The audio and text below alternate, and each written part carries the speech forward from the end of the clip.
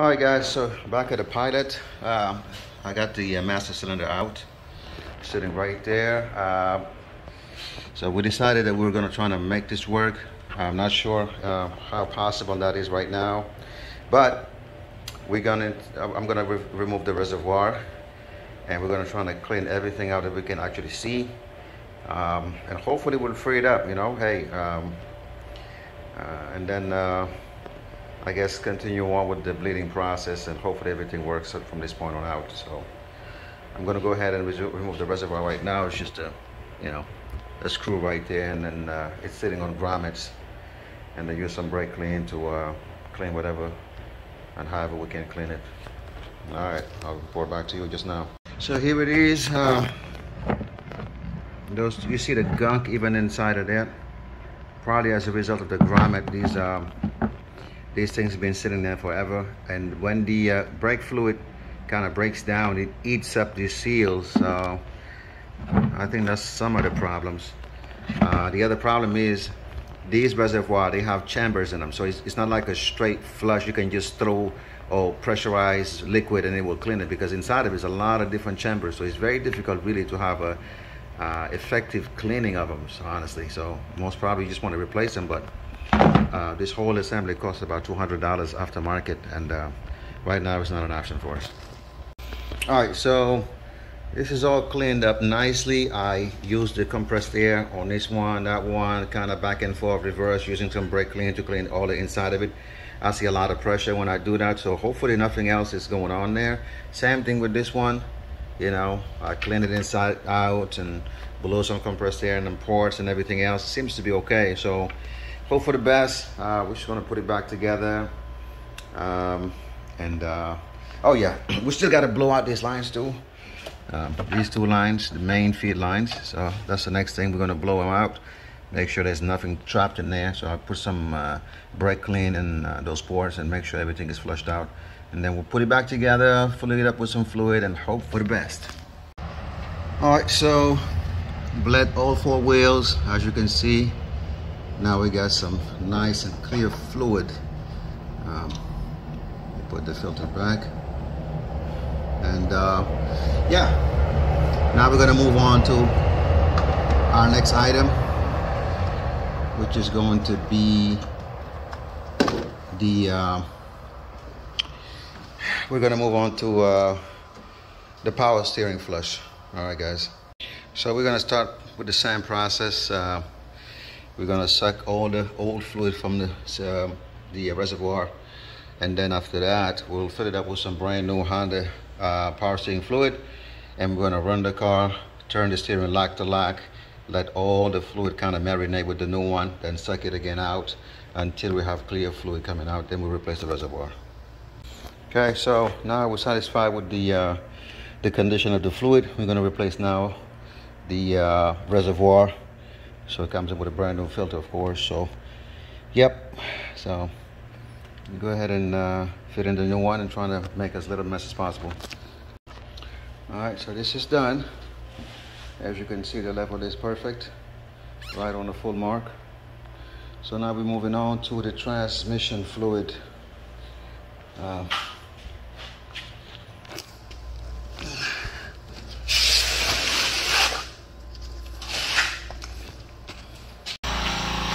Transmission fluid draining. Has a good color to it. I don't see anything really too bad about it, honestly, but the magnet has some type of, like it should. This is the clutch material that is being collected in the pan. So nothing out of the ordinary as far as I'm concerned. But good maintenance anyway. It's good to know that you've done it, and then you have to do it another 30,000 miles. All right, our last job of the day, hopefully. The spark plugs on this car, the Odyssey, the Pilot. So we got some good ones, made in Japan, Denso. Okay. All right, so let's go ahead and get this done quickly and get out of here. She's purring beautifully after the change of spark plug change there, so Everything is where it's supposed to be. Alright, only thing we don't know now is has the timing belt ever been done, and I will say that it has not, because usually they will be proud to put a sticker on it to let you know it's been done. So the fact that there's no sticker telling us it's been done, and the car was sold to the man at about 124,000, in my view he wasn't done. So you gotta watch it. You know, I've seen people drive 200,000 miles with the original timing belt, but if it snaps, that's what it is. So we got a Lexus RX 300, the 2002 flavor, doing the engine mounts and the transmission mount. So we're doing the front mount here, we're doing the torque strut mount, which I already removed with the bracket because that's easier, because on this side you're going to have some clearance issues. So just take off the bracket entirely and take this from the outside.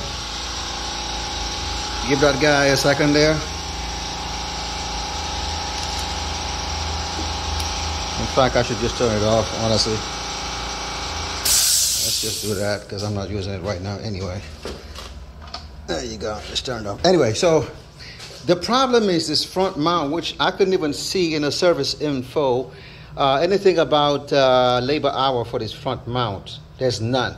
So there are cars like Avalon and other cars with different setup, and those videos are online. But for this one, I don't see any video online about this particular one.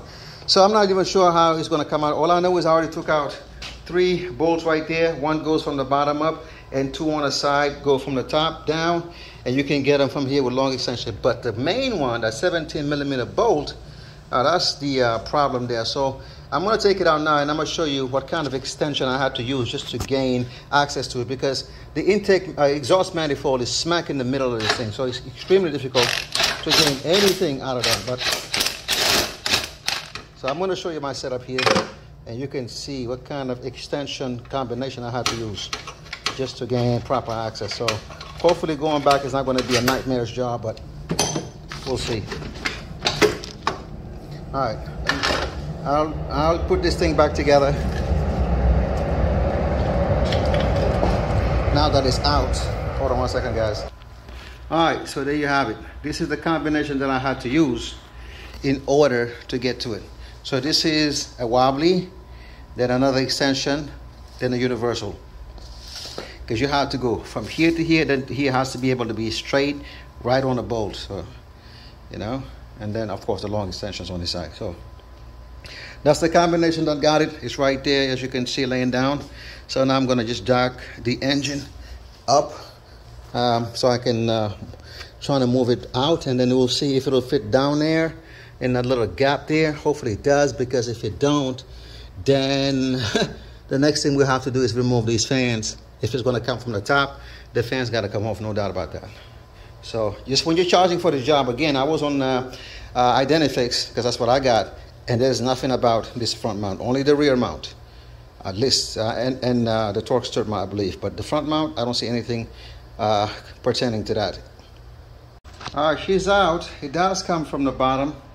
You just got to kind of be, you know, turning it and kind of like snake it between the cradle and I guess the transmission line going to the radiator. Anyway, so there you have it. I'm gonna have to swap out these because it's gonna be what you need to route all of those vacuum lines that you see hanging down there. And everything looks to kind of be the same. I'm hoping that, yeah, that is the same, yeah. So yeah, it looks the part. Only thing that doesn't have, this one doesn't have vacuum, so I'm not sure if you're gonna have an engine code because of it, because, you know, I guess this had a vacuum right there, and this one doesn't. So it is what it is. So let's fit it in and see what happens. All right, so she's in. I'm not sure if you can see it right there. All right. Again, like I said, the vacuum is gonna leak on that side. I have to find a way to block that. Anyway, so now you see how the bracket is sitting. This is the torque mount. I got the new one in right there. Okay, so let me see. Okay, that's gonna be this way, just like that. So all I have to do, knock this bolt loose, put this one on, put this bolt, but don't tighten all the way, because you need that movement to make sure it's sitting the way it's supposed to be sitting. So, all right. Last one. Literally, this was just now. I'm trying to jack it up from the transmission.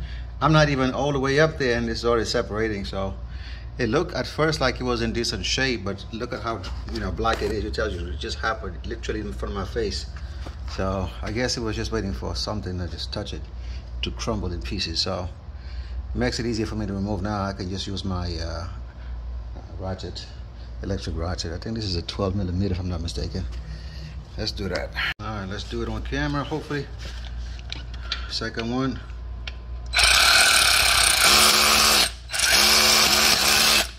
I need two hands. I need two hands. All right.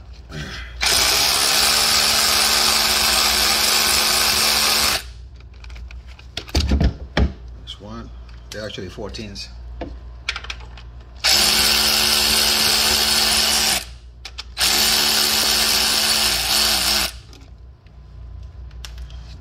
The same thing on the other side, guys. Be back. Last two nuts.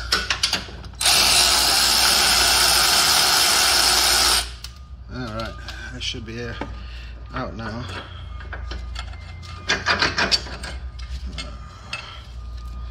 It's already broken. It should not give me a hard time. I mean, I can jack it up higher, which I will do anyway, because the other one's probably not going to fit. But yeah, there you go. Boom. Yeah, it's just waiting to separate. Finally happened. Just fit the new one in and keep it moving. All right, so she's in. What you want to do is put those one on top here, these ones first. So jacking up high enough to clear the studs. Put these ones first. You can tighten them up, and then the ones at the bottom, you just gotta kind of use the give that you're gonna get from the rubber, and you're gonna orient them and basically line them up. And then drop the jack, and that's about it. All right, so we're done with this one. Last but not least, cabin air filter. Yeah, there's some brand new situation there. Pop this cover, it's sitting right there inside somewhere, and then this is the door. Make sure his filter says up the way it is right now, just the same way, just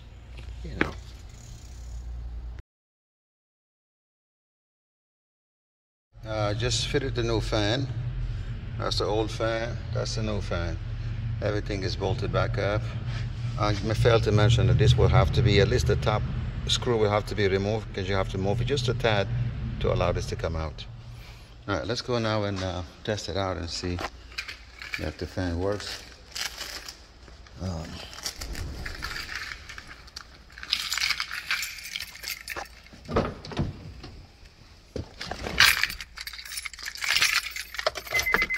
On position, we're gonna go to rear. There you go. I hear you already. I think you can hear that. All right, so success. All right. So that's one job, quick and dirty. I hope you saw the process. Don't be scared of it. This you could definitely do. All right, see you on the next video.